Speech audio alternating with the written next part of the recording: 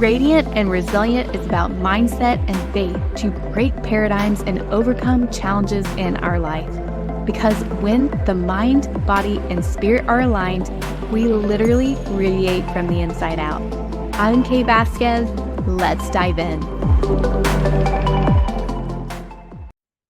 In this episode, I'm going to share my journey of my first trimester in pregnancy. So to give you a little backstory, my husband and I, we were not planning on getting pregnant yet.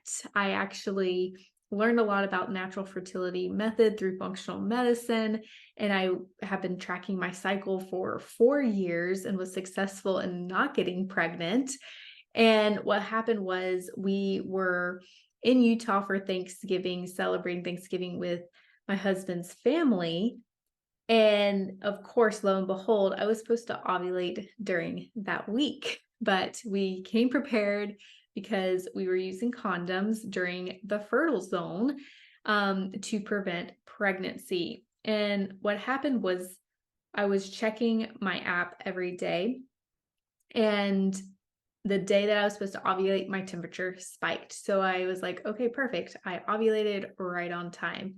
Next day, it was elevated a little bit more than the day before. And typically when I see the pattern of my temperature spiking and it continues to increase every day after that, usually 2-3 days of a temperature increase, I feel pretty confident that I've ovulated. So, and I've been doing this for 4 years. I felt like I knew my body. Well, what happened next was surprising. My temperature dropped the third day.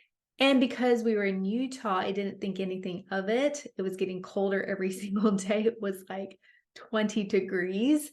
And so coming from Florida to Utah for Thanksgiving, it was definitely a shift in temperature, shift in time zone. So I figured it was just a fluke and that we were out of the fertile zone and the temperature would just increase back up and we'd be okay.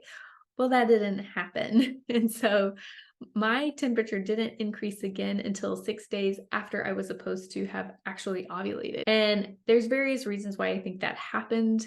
I'm not going to go into that in this episode, but what I truly believe is that no matter how much we try to control things in our life, there's a greater plan. I truly believe God has a much greater plan than my plan. And it's happened time and time and again in my life where I try to control things and then things happen that were completely out of my control. And I'm going to share some of those stories here. But the first one I'm sharing is this pregnancy journey because I just intuitively felt like 35 years was my fertile year. Like this was the year. However, I had put the business into $150,000 in debt the year before because I invested in 3 different masterminds, invested in different mentors and guides and programs because I was really trying to build and grow the business because my goal was to build and grow the business to a point where I wasn't in it as much and it can bring in income. So when it was time to conceive, that I could take a 3-month maternity leave and not worry about income coming in and still be able to show up and serve in a way that felt good, where I can balance both my business and family life. So I was actively, just trying to figure out how do I build and grow this business, investing so much. And what happened was I didn't build and grow the business. Instead, I ended up in debt. And I'll share more about that in other episodes. So my goal of becoming a mom just like dwindled. I didn't think it was going to happen. So I was focusing on controlling the outcome, trying not to get pregnant when I got pregnant. When my period didn't show up, when I was expecting it to show up, even with like a later ovulation, I was like, okay, let's push the week back.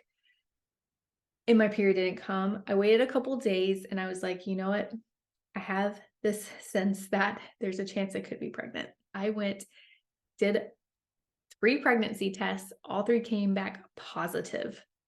And I shared with my husband that day because we weren't expecting, we weren't planning, so I wasn't going to throw him a little surprise, get creative with, like, trying to surprise him. I was like, "No, he needs to know." So we can mentally and emotionally prepare ourselves. So we were in shock for 24 hours. And after 24 hours, I realized and I said to my husband, like, we have a choice. We can continue to be in shock and resist this, or we can just surrender and enjoy this journey because clearly this was divinely guided. It was all planned by God. And it's crazy because then when I started reading about pregnancy and giving birth, like I just got little synchronicities of like, yeah, like our plan is not God's plan. And when the baby is ready to come, the baby will come, you know? And I truly believe like, our souls choose our parents. So like this little soul chose Josh and I to be its parents and is deciding to come now, whether we were ready for this little soul or not. But I'm so grateful for it all. So nothing could have prepared me for what was about to come. I knew, like we all know, with the first trimester comes all the different symptoms of pregnancy, the morning sickness, the fatigue, and all that. But of course, I thought that I'd done a lot of work, was eating really healthy, prioritizing my sleep, reducing stress. Like I was doing all the right things. Like I thought that first trimester was going to be a breeze, but the bloating, the constipation, the gas got worse and worse and worse. And of course, when I don't feel well, I like to figure out what can I do to fix it? How can I make myself feel better? What do I need to do? What are some shifts, some changes? Of course, information online is not really helpful. And using my knowledge and background as a functional medicine practitioner at the time, it's like, yeah, I knew that I needed to identify what foods were contributing to the bloating constipation because it's like, oh, morning sickness. It's because your hormones are increasing, which is true. When our hormones increase, especially progesterone, it slows down our intestines. It slows down the motility. So things are moving a lot slower than what they were prior, which makes sense why I was getting constipated. And of course, since things are moving slower, things are getting fermented, which created the gas and the bloating. And so I realized like, okay, I had food aversions to certain foods. I realized when I ate broccoli and sauerkraut and cauliflower, like I love those foods. And when I had healed my gut, was able to eat those foods no problem. But I developed a food aversion to them because I realized those were actually making me feel worse. It was causing the constipation and the bloating. Also, I learned to tune into my intuition. If anything, learning to tune into my intuition was helping me guide me as to what I need to do to support myself during this time. So I felt like I needed to get on a probiotic, and that really helped with the constipation. So with the physical things, also my energy was a lot lower. I would work out during the day, and all of a sudden, yeah, after my workout, I felt like I needed to go lay down or to even take a nap. It was weird because normally I have so much energy in the morning when I work out. I can just keep going about my day, but I needed to incorporate more rest. And if you're not familiar with human design, I'm a projector in human design, and a projector is a specific energy type where it's important that we add in rest in our day anyway to restore our energy levels, to recover, because if we push ourselves all day, that leads to burnout. And so I already was incorporating rest throughout my day, but I didn't need to rest in the morning. The morning is when I actually had the most energy and can use that energy until afternoon. It was when I usually felt a dip and needed to take a break and rest. But with the first trimester, it was like so different. It would like come and go. And I felt myself needing to, lay down and rest during different times in the day. And so I had to really honor that and allow myself to slow down. But what really got me was my brain. I felt like I was in such a fog, and all the creative energy that I was used to having to be able to show up to create, to be able to dive deep with clients, all of a sudden that disappeared. And I wanted to create different things in my business in 2024. I wanted to, yeah, I was in the middle of writing my second book, wanted to start this podcast, and had big goals and dreams of making some shifts, some pivots, and all of a sudden that creative energy was gone. And I became frustrated because I'm like, I had these big goals and dreams, and I'm like, what am I going to do? Like, nothing is coming to me, nothing's flowing. And because I was getting frustrated with myself, I wasn't taking any action. My husband felt that. He felt the shift in my energy, and he started becoming frustrated with me. And it was a very difficult, challenging time mentally, emotionally, but then it also became spiritual.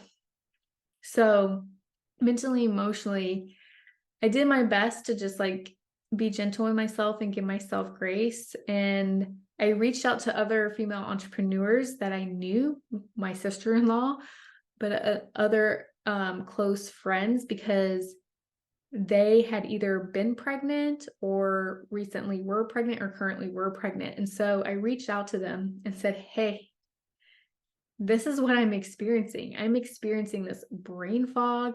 I, don't have creative energy. I got to a point where I felt lost. I didn't know who I was anymore. I didn't know what I wanted to do. The business I created, I was like, it's all over. Like, this is the end. I don't even know if I'm gonna be able to show up anymore. And when I reached out to these women, they all said that they experienced the same, but it didn't last forever.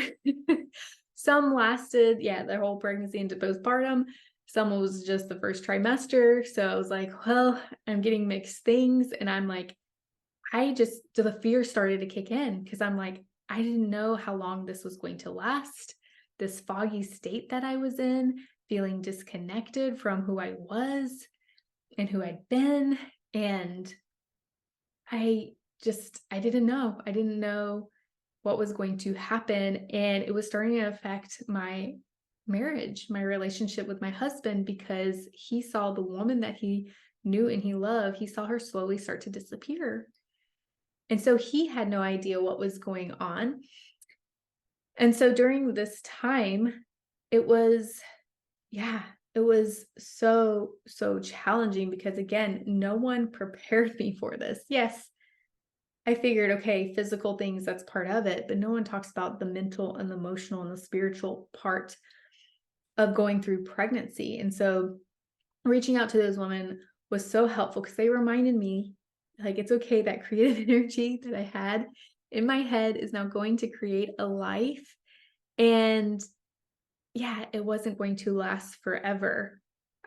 It just wasn't clear how long it was going to last. So that was reassuring, but still, again, all the fears started coming up, because I'm like, great, I needed to figure something out. I needed to make shifts in the business, get myself, continue to get myself out of this debt that I had created.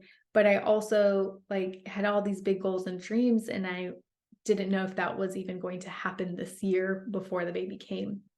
So all this fear, I was focusing on what was not going right, what I didn't want to happen.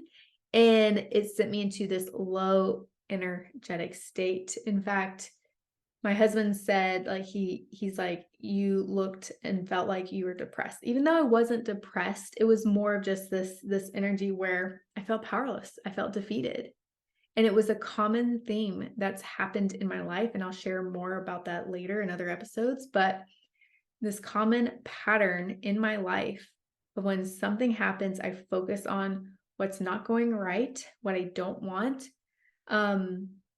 I end up feeling powerless and I feel defeated. And it comes off as this depressed energy. So it was a really hard, challenging time with my husband and I. Thankfully, he reached out to men that he knew, family, friends, coworkers, and they're like, yep, that's normal. And he's like, why didn't anyone tell us or tell him? He's like, no one prepared me for this. Prepare that he was going to like lose his wife for a short period of time, you know? But when we were going through it, it was scary, it was challenging, and we had really tough, hard conversations. And it got to a point where I just didn't know how to respond. I didn't know what to say, what to do. I literally felt paralyzed. And there's 4 different stress response types that we can go into. So remember, I was just so focused on fear, it sent me into a stress response, which is freeze. I became paralyzed, didn't know what to say, what to do, how to respond. And we would have these tough conversations. I was just like frozen. And I've never been there in my life. Usually I can like break down and do the work that I need to do within me and just make the shifts necessary. And then, yeah, there's a shift in my energy and I'm able to, yeah, make changes in my life. Well, that wasn't happening. And my husband would tell me over and over again, you have the tools, you have the tools. Yeah, I had the tools, but they were gone. I couldn't tap into them. I couldn't access them. And when I was doing a lot of research, what I learned was that the brain was remodeling itself. It was literally getting rid of old neural pathways to make room for new pathways so I could connect with my baby. And it made sense because once I started to piece everything together, I realized that I was still trying to hold on to an old identity that I didn't want to let go of. I was experiencing all the discomfort of trying to hold on to an older version of myself that I needed to let go, an older version that felt comfortable, that felt safe, but I needed to let go. Part of that was being a maiden. I couldn't hold on to being a maiden anymore. I needed to let go of it so I could make room to step into a new role as a motherhood.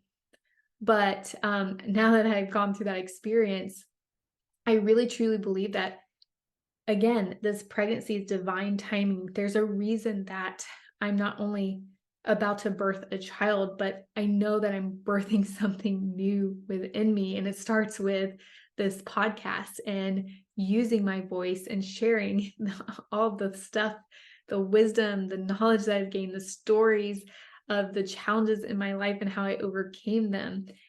And so I'm so grateful for this experience because not only that, it was a spiritual journey too, because weeks 8 through 10 of my first trimester, we were also going through a spiritual fast with my church. And it was a wild, crazy time because for 21 days, we were fasting. Normally, I do a fast with food, completely plant-based. I already wasn't craving sugar, sweets, processed foods anyway, just because of the morning sickness.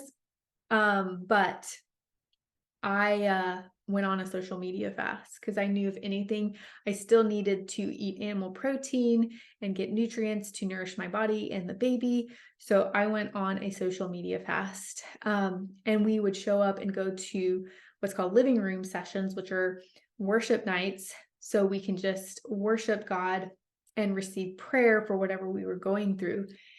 The second session, I went and asked for prayer. I asked for a breakthrough because I knew that I just needed help. Like I knew that there was just, yeah, a lot of fears coming up, and I asked for a breakthrough around that, but nothing happened after that session. And we went to the next session, living room session after that. And again, just praying, crying out to God. I had difficult conversation with my husband, and it wasn't until after that third one when we had a difficult conversation, and it got to the point where my husband wasn't sure if I was going to come back from this, if he was going to have his wife again, and he didn't even know like if I was going to continue in this state, if he wanted to be with me. And it was a very difficult conversation to have because again, like no one prepared us for it. We didn't know what was happening, but I'm so grateful for him because he recognized that we also were probably in a spiritual battle because we were going through a spiritual fast with our church. And there were some things that he shared that were really powerful. And one was like, you know, asking me if I believe in the power of Jesus' name. And I said I did. I just didn't believe that it would work for me, which is wild and crazy because it's like if we believe in the power of Jesus' name, like I believe like I can use it to help others break free. Other people can use it, for me, but I felt like I couldn't speak it over myself. And that's a lie. That's a lie from the enemy because Jesus' name is so powerful. We are allowed to use it for ourselves. We are allowed to use it for others to help us break free. And so, one, helping me recognize, yeah, we're probably in the middle of a spiritual battle. And of course, when we're in a spiritual battle, it seems to always impact our marriage. But that's because the enemy knows that we are a powerful force to be reckoned with. We are devoted to keeping God at the center of our marriage. So of course he's going to go after our marriage. And it's not the first time it's happened. So I'm glad he had the foresight to see that and recognize that. And also I had to really like check in with myself and if it was a spiritual battle, I knew that one, I couldn't fight this battle. He's like, if this is a spiritual battle, he's like, let God fight it for you and believe in the victory. So, yeah, I had so much unbelief during this time. I didn't believe in myself that I could pull myself through, but I wasn't fully putting my faith and belief in God that he can also help me get through this. So, after a lot of tears and just a really uncomfortable, tough conversation that night, the next day, I got into prayer. I said out loud, I cast out all the lies of the enemy in Jesus' name. Amen.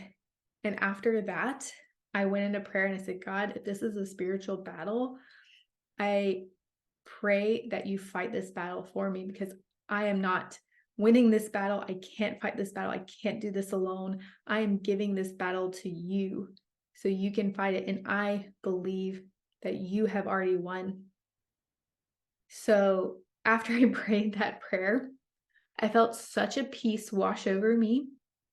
And I felt the energy flowing back in. I felt my brain starting to turn back on. And it was incredible because I truly believe in the power of prayer, but also backing it up with belief and faith. Because you can pray, but if you don't have belief and faith that it is already done what we're praying for, that we're going to get what we're seeking, we're going to get the breakthrough, we're going to get the answer, whatever it is that we're seeking, it's not going to happen. And so I share this because, again, it's not something people talk about, especially the mental, the emotional, the spiritual aspect of the first trimester. We hear all about the physical things and what to do to help support us physically, but mentally, emotionally, there's a lot going on. There's a lot of fears that come up, and there's a lot that's happening spiritually. Because the more conversations I have, the more I learn that pregnancy is a spiritual journey. And if we can lean into it and, really connect to God, he's going to help us walk through it together. We don't have to go through it alone. And we don't have to, go through the mental, emotional stuff alone. Like, find people in your life to support you on this journey who've been through it before, because a lot of women aren't getting that mental and emotional support. And then what happens is that they carry that on with them throughout their pregnancy into postpartum, and it starts to manifest physically in the body. Postpartum depression, like, it starts with before pregnancy. It really does. I truly believe that. Or it can even happen in pregnancy. There's so many things, yes, we can attribute to hormonal changes, but it's also not feeling supported mentally, emotionally, spiritually as well. So I share this with you because, the first trimester was a journey. not just a physical one, but a mental, emotional, spiritual journey. And I'm just so grateful for the women in my life that I reached out to that were able to support me, to help help me make some mental shifts and breakthroughs that I needed. And I'm so grateful for my husband because I truly believe that God sent him as a spiritual guide.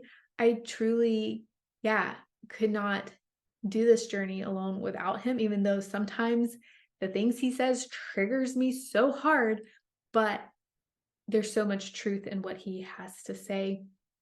And in that truth, it's helped me get the breakthroughs that I need. And I know it's all guided by the Holy Spirit, it's all guided by God. And I share that with you because it's so important to find people to support you, even if it's not in pregnancy. Because I realize like pregnancy isn't the only time where we go on a mental, emotional, spiritual journey. There are other things that are happening in our life that will throw us into this loop. But if we have, yeah, the people there to support us and guide us, we can make it through, especially because God is on our side. God is there.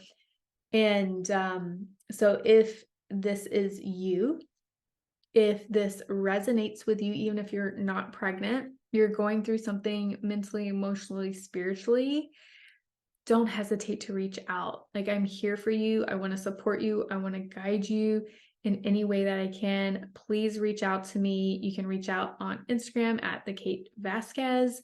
In the meantime, if this episode was empowering, if it was insightful, if there was something that you took away from this episode, I'd also love to hear from you. Please share with me on Instagram. Share this podcast episode on Instagram as well. Tag me in it so I can see that you're sharing it. And leave a review. If this was a really powerful episode, please leave a review. It would mean the world to me. And yeah, and then stay tuned. Stay tuned because there's going to be so much more to dive deeper into who God created you to be so you can just show up fulfilling his purpose in your life.